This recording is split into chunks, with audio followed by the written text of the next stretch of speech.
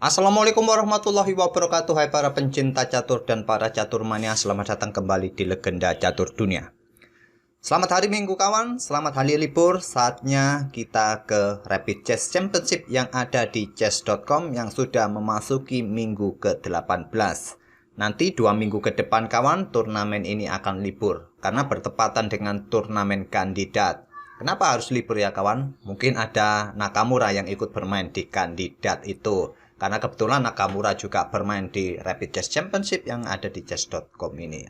Oh ya kawan, kemarin lusa saya mencoba minta pendapat kawan-kawan semua di kolom komunitas. Admin mengadakan survei polling. Ya memang beberapa waktu yang lalu ada kawan-kawan memberikan saran untuk admin membuat channel baru.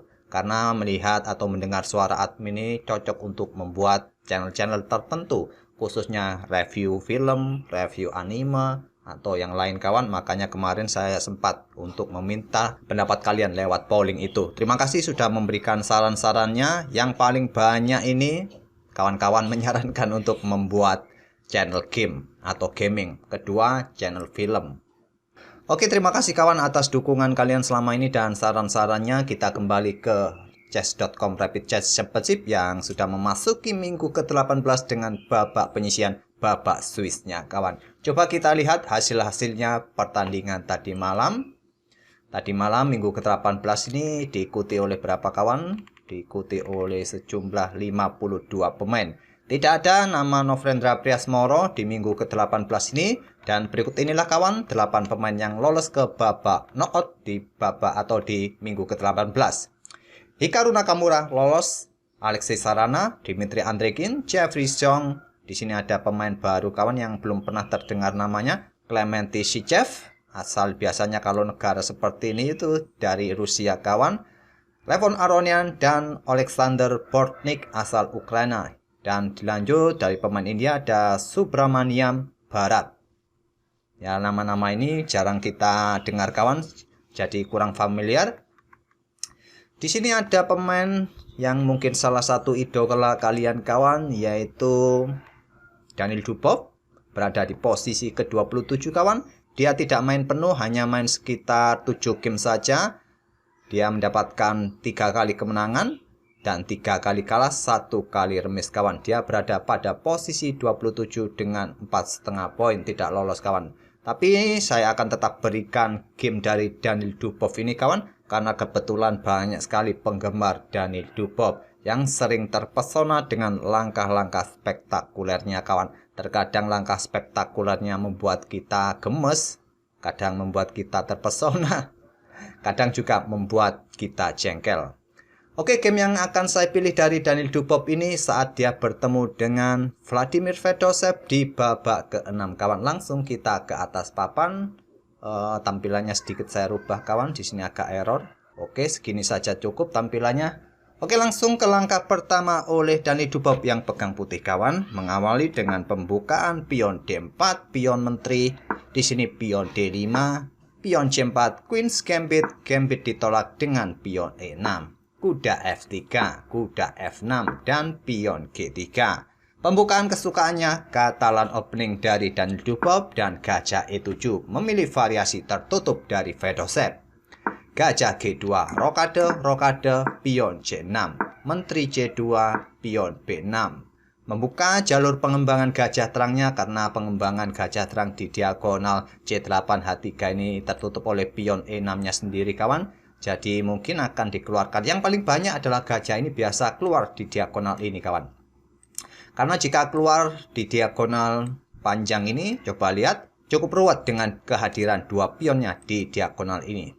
Kuda B berkembang ke D2, sekarang pion A5, memainkan pionnya langsung 2 peta. Jika gajah ini ke peta A6, dia tidak terjebak oleh gajah di peta A6 nanti kawan. Selanjutnya, pion E4 lanjut Daniil Dubov menantang pertukaran pion pusat, ingin membuka permainan di peta pusat, ditolak gajah A6. Lanjut Fedosev mengincar pion C4 kawan. Pion pukul pion dipukul balik oleh kuda. Jika dilanjutkan gajah pukul balik kuda, dipukul balik oleh menteri. Pion ini tidak ada yang menjaga, disikat oleh kuda hitam. Dan posisi gajah mengepin pion terhadap beteng kawan. Di sini pion C4 diperkuat dengan pion B3. Kuda B berkembang ke D7, selanjutnya tidak terburu-buru dengan gajah ke B2, beteng E1 terlebih dahulu dimainkan. Memperkuat posisi pion E4-nya juga menghindari diagonal ini dari pimpinan gajah hitam. Beteng bergeser ke C8, persiapan untuk memberikan tekanan di lajur C. Di sini ada menteri. Gajah B2 lanjut dan didubop, dan kedua pemain sudah menyelesaikan tahap pembukaan di langkah ke-12. Kedua beteng putih sudah terkoneksi, tinggal nanti menteri hitam ini naik kawan untuk mengkoneksikan kedua betengnya. Sekarang pion hantam, jelas mengontrol petak G5 tadi, beteng A ke D1, menteri hitam keluar ke C7. Sudah mengkoneksikan kedua betengnya, dan pada posisi ini rekomendasi terkuat engine adalah pion E5 kawan, untuk mendapatkan space di area pertahanan hitam. Dubop memilih manuver kuda ke petak H4, dan juga pada posisi ini bagi hitam memilih kuda ambil pion E4 dengan ide membuka diagonal, juga menantang pertukaran perwira di sini kawan dengan mengorbankan satu pionnya, atau pertukaran pion pukul pion E4 merupakan pilihan rekomendasi engine atau stockfish. Tapi di sini Fedosev memilih menterinya mundur kembali ke D8. Dan di sini pion E5 bisa menjadi pilihan utama, masih merupakan langkah yang bagus. Kuda kembali ke F3 juga bagus dari Dani Dubop. Menteri kembali naik ke petak C7, pion ini tetap saja tidak didorong oleh Dubop. Dia memilih langkah kuda ke petak E5, membuat tantangan pertukaran perwira, nanti bisa dipukul balik, dan dia mempunyai pion yang ya hampir samalah jika mendorong pion E5-nya. Tantangan ditolak, gajah memilih bergerak ke B4, memberikan pressure bagi kuda juga beteng di belakangnya di petak E1. Diblokade atau menantang pertukaran gajah gelap ditolak oleh Fedosev. Dia membuka permainan dengan pion D pukul pion C4. Di sini kalian bisa melanjutkan tadi pertukaran kuda di sini, gajah pukul gajah juga bisa saja dilakukan oleh hitam. Membuat langkah pertukaran pion seperti ini juga tak ada masalah, dipukul balik oleh kuda E lanjut Dubop, tidak dipukul balik menggunakan pion atau kuda yang ada di petak D2 kawan. Di sini kawan, pion B5 juga menjadi pertimbangan buat hitam langkah atau pion C5. Di sini kuda bergerak ke D5. Lanjut Fedosev membuat langkah pertukaran kuda. Nantinya ujung-ujungan pertukaran perwira kawan, yaitu gajah nanti bisa tewas jika diterima oleh putih seperti ini. Maka lajur C akan terbuka dengan tempo juga pion ini ancam kuda. Jika kuda bergerak, gajah ini juga tewas kawan. Itulah maksud melangkah dengan kuda ke petak D5, melakukan pengorbanan sementara, ditolak. Langkah terbaik ya pion ini pukul kuda. Tapi di sini gajah ditarik mundur. Dubop ingin menyelamatkan gajahnya agar gajah ini tetap berada di atas papan. Dia berharap bisa membuka diagonal gelap ini kawan, yang terlihat mungkin beberapa langkah lagi bisa saja terbuka. Pion B5 dimainkan. Menantang apakah Dubop melanjutkan pion pukul kuda, nanti kudanya juga bisa diambil oleh pion hitam. Memilih kuda mundur ke petak E3, menantang pertukaran kuda di sini kawan, dan diterima. Dipukul balik menggunakan beteng, bukan dengan pion kawan, dengan beteng, agar beteng ini segera naik, mempunyai kesempatan segera ditumpuk apakah di lajur E ataupun di lajur D nanti. Di sini gajah hitam mundur ke petak E7, mencoba mereposisi gajah di diagonal ini mencegat gajah yang putih. Juga persiapan ancam beteng mungkin di sini kawan. Di sini beteng C1.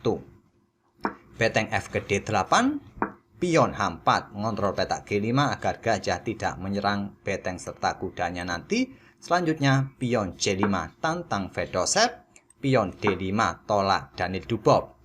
Di sini pion terus didorong ke C4. Pion B pukul pion C4, dipukul balik oleh pion.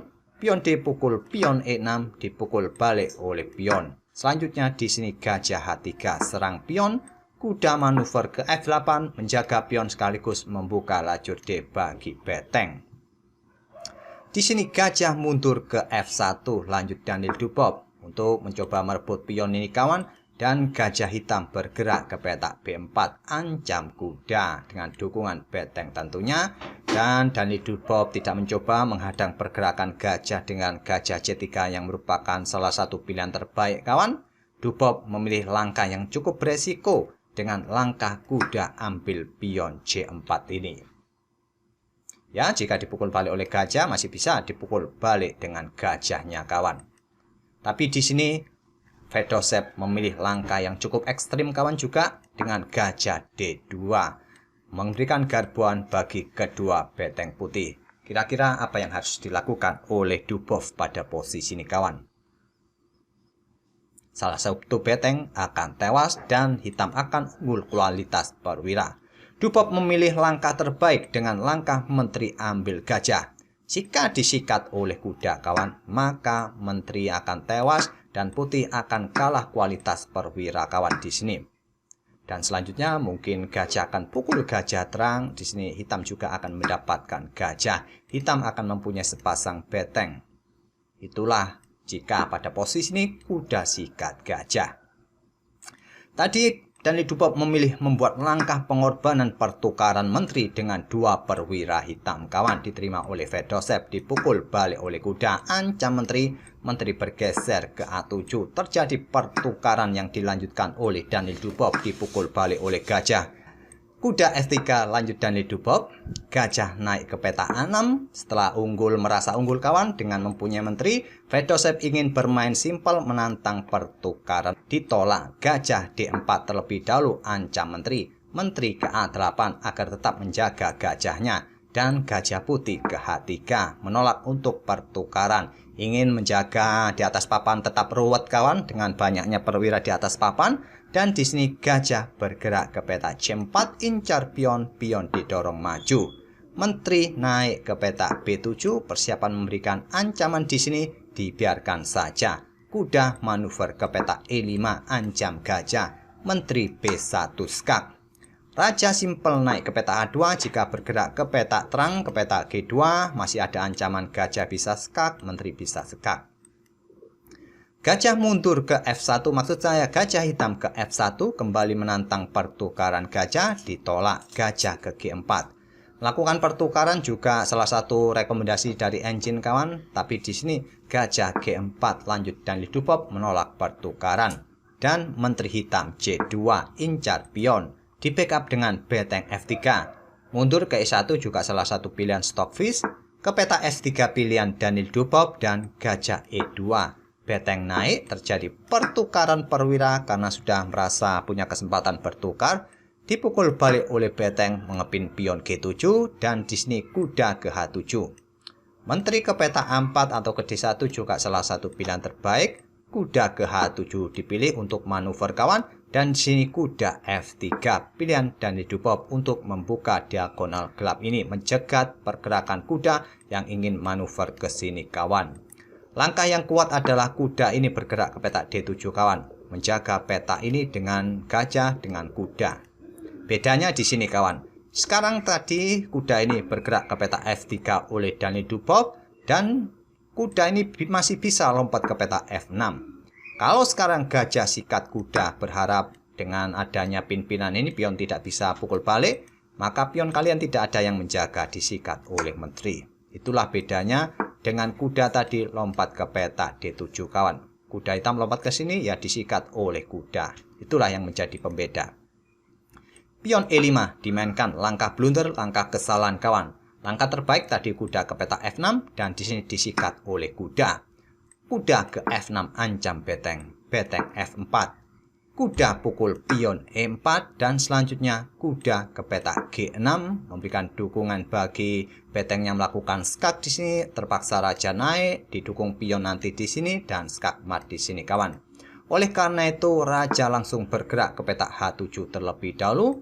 Pion H5 untuk mengunci posisi kuda, diikuti beteng melakukan ancaman skak mat di sini.